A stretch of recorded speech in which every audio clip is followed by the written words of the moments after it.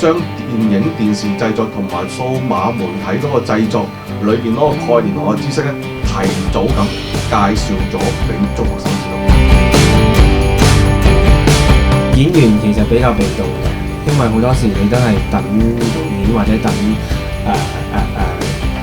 一啲工作機會啦。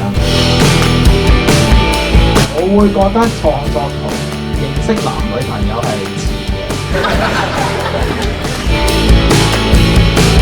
如果你掌握咗一啲做編劇嘅技巧同方法咧，其實你喺其他個行業上邊咧都能夠咧可以成功。其實故事版好簡單，但係你可以好清晰，你可以自己諗嗰場戲係點走。呢個環境用呢支鏡，用咁嘅光線下，應該會打少少燈條嘅嘢。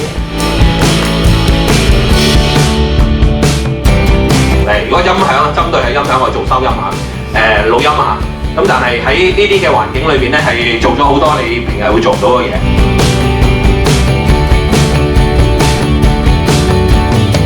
就好似佢哋頭先兩個咁樣錄低嗰啲嘢，嗰啲對白已經成為永恆經典嘅啦。剪接最早嘅咧，其實係一種技術性嘅工作，將一個個鏡頭一段段嘅菲林，將佢用攝影機將佢剪。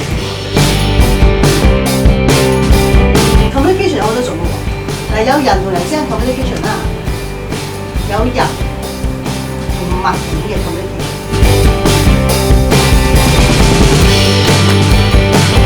導演係終身人物嚟嘅，係靈魂嚟嘅。